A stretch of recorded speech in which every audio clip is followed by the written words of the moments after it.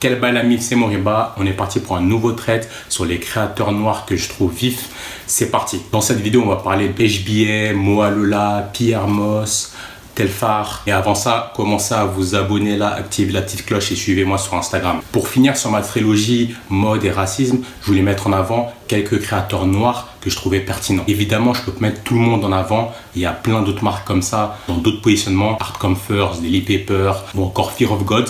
Mais vous savez, je peux pas mettre toutes les marques. Et là, j'ai vraiment pris le choix d'être dans un certain positionnement. J'ai choisi de me mettre dans un positionnement qui se rapproche de celle qui a été couronnée récemment, Moalola, pour démontrer que cette étape, elle n'est pas arrivée du jour au lendemain en fait. C'est vraiment quelque chose qui est là depuis les années 2000. Je vous mets aussi en description les précédentes vidéos que j'ai faites sur le système de la mode et ce côté racisé et les polémiques sur Virgil Abloh. L'un des points culminants récemment, ça a été la nomination de Moalola en tant que directrice artistique de Yeezy Gap par Kanye président. Kanye, il est connu pour dénicher un certain nombre de talents. Ça a été le cas avec Virgil Abloh, comme vous connaissez chez Vuitton, Matthew Williams de chez Givenchy aujourd'hui. Il a dit qu'il a bossé avec Demna qui est chez Balenciaga aujourd'hui, Just Don-C qui a fait sa marque, qui a bossé pas mal avec Jordan, Fear of God, Jerry Lorenzo.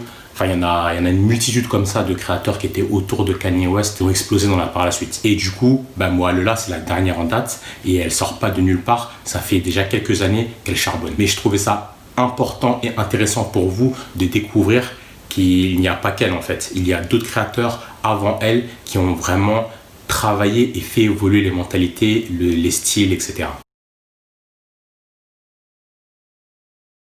Dans l'entrepreneuriat, il y a beaucoup de choses qui s'entremêlent, mais il y a aussi une question de timing. Moalola est une créatrice nigérienne qui a grandi là-bas et qui ensuite a déménagé à Londres. Elle a fait la Central St. Martin's Schools, la fameuse école de Londres de mode qui est ultra renommée. En aparté, elle trouve que l'école n'était pas super moderne et pas prête à sa créativité, pas ouverte à sa créativité, et que l'école avait une vision très européenne et caucasienne selon elle. D'ailleurs, elle quitte l'école avant son master. C'est intéressant de voir la vision d'une nouvelle créatrice sur des écoles comme la Central St. Martin's Schools. Du coup, ça nous permet de nous poser des questions sur les évolutions des écoles de mode par rapport au marché. Est-ce qu'elles se mettent à jour? En tout cas, dès 2017, Moalola lance son premier défilé à la Central St. Martin's School qui est inspiré du rock psychédélique nigérian des années 70. En gros, c'était une célébration du bouquin mais en mode ultra sexy. Répète encore plus en 2019 avec son show dans un incubateur Fashion East pendant la Fashion Week de Londres. Une des pièces phares de cette collection, c'est une robe que Naomi Campbell elle a portée par la suite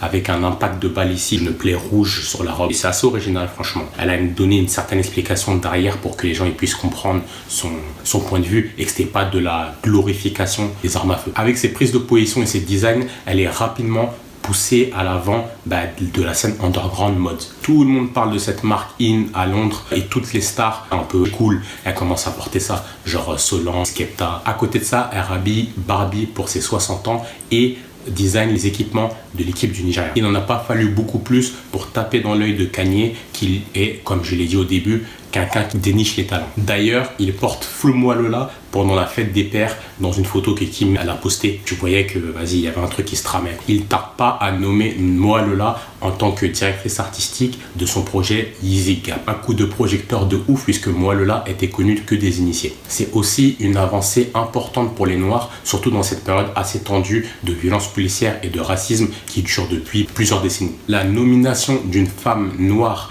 à la tête de la création d'une énorme enseigne comme Gap, c'est une avancée assez considérable puisque c'est assez rare déjà d'avoir des gens issus de la diversité à des hauts postes comme ça. Et en plus de ça, ça représente un sacré jump dans sa carrière. De l'autre côté, ça donne à Kanye une image d'être toujours dans la tendance, savoir ce qui se fait, etc.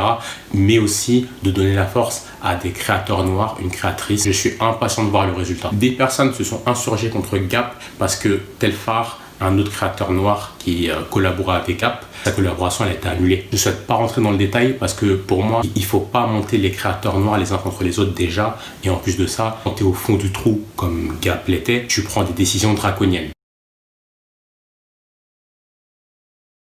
Très en avant sur son temps, la mission de Kirby, c'était d'aborder des sujets sur les Afro-Américains. En fait, son message depuis 2013, c'est que pour lui, les Afro-Américains sont sous-représentés dans la mode et dans la société. Je dis en avance parce que à cette époque-là, personne osait aborder ces sujets-là pour peur d'être cancel en vrai. Et c'est un combat qui porte ses fruits puisque petit à petit, ça évolue comme on peut voir récemment. À travers ses pièces et ses défilés, il va mettre en avant des éléments et des faits importants de l'histoire des Afro-Américains. Déjà en 2015, dans sa co They Have Names, il mettait en avant des t-shirts imprimés avec des personnes victimes de violences policières, même mortes d'ailleurs, comme Trayvon Martin ou encore Eric Garner. On comprend tout de suite que c'est un sujet de fond et pas quelque chose qu'il a mis parce qu'il était dos au mur ou pour une question de tendance. Quand je dis ça, je ne suis pas dans le jugement. On a besoin également des surfeurs de tendance pour pouvoir faire évoluer les choses. C'est un cocktail de tout. Il faut des militants, il faut des gens qui font leur business et il faut aussi des gens qui sortent sur la tendance parce que s'ils ne le font pas, soit ils vont se faire brûler, soit ils vont plus être cool. La saison printemps-été 2016, il va encore plus loin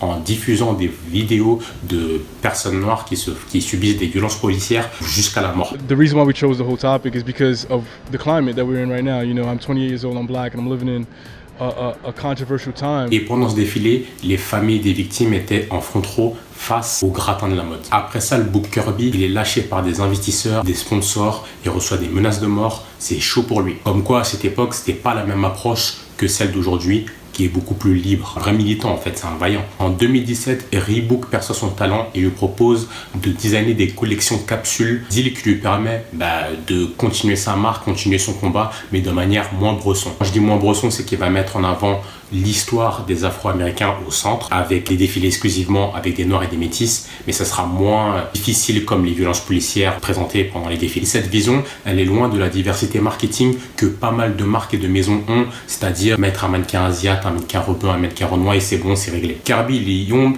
du manque d'Afro-Américains à des postes clés de l'industrie de la mode. Et il explique ça tout simplement par un manque de ressources. C'est-à-dire que pour atteindre des hauts postes, il faut faire des grandes études. Faire des grandes études, ça coûte cher. Pour lancer sa marque, il faut de la trésor pour résister pendant les 3-4 premières années qui sont assez difficiles. Selon moi, il faut que les Noirs se responsabilisent, proposent des projets de création personnelle, etc. Et à côté de ça, propose d'autres projets pour soutenir d'autres gens en difficulté. En tout cas, au fur et à mesure, Kirby prend en popularité grâce à son travail de design, mais aussi par ses prises de position. C'est le cas dans la cérémonie du Business of Fashion 500, il en faisait partie, où il remettait en question l'appropriation culturelle qu'il pouvait avoir dans la mode. C'est-à-dire qu'il y avait des choristes pendant la cérémonie. Les choristes étaient noirs. Ils ont repris un peu le délire choral, Sunday Service et compagnie. Sauf que les invités et les créateurs qui étaient présents, il y avait très peu de noirs en fait. Il écrit un long thread à ce sujet après la cérémonie dans lequel il s'exprime par rapport à ça. Du coup, Business of Fashion, ça les a remis en question et maintenant, ils font tout un travail sur ça, ils réfléchissent et c'est vraiment intéressant. En tout cas, il fait évoluer les mentalités. Telfar, ça a été fondé en 2005. Quand je vois ça, je me dis, putain, faut être déterminé, faut jamais lâcher l'affaire. Parce que ce qui est ouf, c'est que sa marque, elle marche que depuis quelques années. Donc tu te dis, la résilience qu'il a eue, c'est incroyable. La vision de la marque, elle est unisexe et universelle. C'est-à-dire que tout le monde peut s'habiller là-bas. C'est vraiment ouvert à tout le monde. Il se positionne loin des codes du streetwear et du luxe habituel. Lui, il ne cala pas le délire high fashion streetwear. Pas du tout. Lui, c'est pas son délire. Sa force, c'est que Telfar, il est validé par plein de cool kids à travers le monde et par plein de stars, encore une fois, qui sont pointus et qui recherchent les nouveaux trucs pertinents. Donc, c'est le cas de Solange, Dave Hines. Il est là, surtout depuis la période 2017-2020. C'était un peu son prime, cette période-là. Autre chose intéressante, c'est qu'il s'engage dans une certaine justice sociale. La marque a reversé 100% de sa collection Le Frag à une association pour lutter pour les droits des détenus mineurs dans une prison Riker Islands. Le but, c'était de donner un bon baveux, pouvoir payer les cautions, ce genre de choses-là. Enfin, je vais vous parler de la marque HBA. J'en manque pas une pour en parler. C'est une marque fondée par Shane Oliver et Raúl Lopez en 2006. Mais en fait, c'est plus qu'une marque, c'est un mouvement. Une communauté, une famille fondée par un Noir d'Harlem, entouré par ses gars sûrs LGBTQ+, artistes et jeunes de soirée. Toute cette clique, elle est rattachée à une certaine soirée, la Ghetto Gothic. Donc c'était une soirée de New York qui était assez populaire, vachement proche de toute leur communauté en fait. Donc communauté noire, queer, artistes. HBA à son prime, ça rigolait pas. Ils ont gagné le LVMH Special Prize en 2014, puis le CFDA en 2015, qui sont deux des concours les plus importants à l'échelle internationale dans la mode. Cette marque est importante dans les années 2010 parce que c'est l'une des premières qui mélange ce côté vraiment high fashion, streetwear, casting atypique, qui dénotait avec tout ce qui se faisait habituellement. Donc dans leur ADN, il y a aussi un côté unisexe et un côté avec une certaine sexualité débridée dans les designs. Leur vache à lait à cette époque-là, c'était les THBA imprimés qui étaient totalement populaires et qui se vendaient comme des petits pains dans des boutiques hype du moment comme Colette ou V-Files, qui était c'était chaud V-Files à ce moment. Et A$AP Rocky était fan de la marque et il la portait assez souvent, ce qui a donné encore plus de popularité à HBA. On connaît le cool de Rocky à cette époque-là. Tout ce qu'il portait se vendait comme jamais, c'était une dinguerie. Un peu comme Kanye à l'époque, même aujourd'hui d'ailleurs. Dans le même temps, collab avec Bintrill qui était assez populaire chez les enfants cool et c'était hype quoi, tu vois. Et en 2016, Rihanna porte un complet HBA rose au VMA.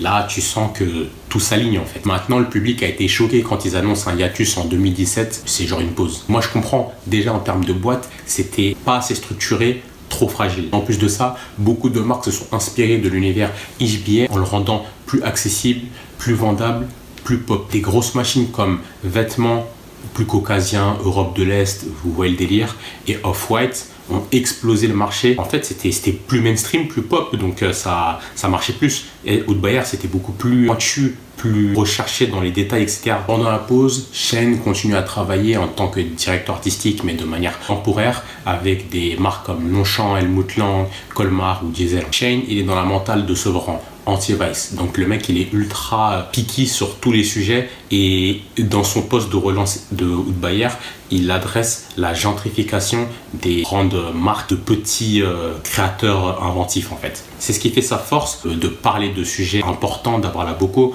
mais en même temps, c'est sa faiblesse puisque les gens trouvent qu'il a un caractère difficile et que c'est difficile de travailler avec lui. Mais en vrai, c'est Internet qui a supprimé le côté underground. C'est ça qui fait que les jeunes créateurs font des nouvelles créations, etc. Ils sont vite aspirés par les machines. Avant, le processus d'absorption était beaucoup plus long puisqu'il fallait attendre de voir soit le défilé, soit de voir les pièces en boutique, soit de voir le créateur exploser, tout ça. Alors qu'aujourd'hui, les créateurs explosent plus vite avec Internet et ça explose vite, les autres jettent un œil, hop, ok, ça c'est cool, hop, ça vole l'ADN, c'est fini. Bref, la relance des JBL commence avec un tee en édition limitée et un design exclusif avec l'app Cash Card. Les profits du tee et de la carte iront à une organisation qui défend les communautés noires et les LGBT. D'ailleurs, ce genre d'initiatives, comme celle de Telfar aussi, vont se multiplier de plus en plus dans les prochaines années. Ça va vraiment être un truc important chez les marques, je pense. Ensuite, la marque va être divisée en 4 pôles. HBA, une plateforme qui sera direct au consommateur, donc directement au consommateur, pour s'affranchir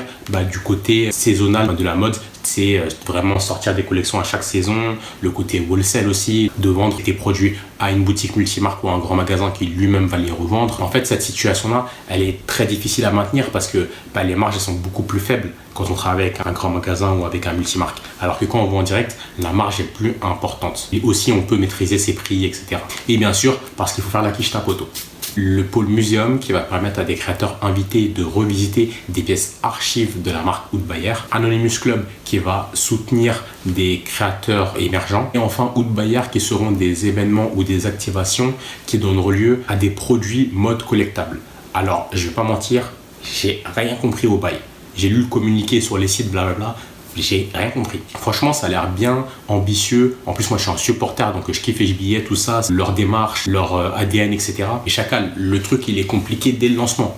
Maintenant, j'espère que ça va marcher parce que voilà, j'aime bien ce projet-là. Mais c'est toujours plus facile quand la vision est limpide et claire, faut pas se mentir. Là, il y a quand même batte d'infos. Expliquez-moi si vous avez bien compris le truc. Voilà, ce trade sur l'ascension des créateurs noirs est terminé. Si vous êtes resté jusqu'au bout, c'est que vous êtes des passionnés comme moi. N'hésitez pas à liker, partager, donner de la force, venir discuter en DM sur IG. Et on se retrouve pour un prochain trade vidéo. À toutes.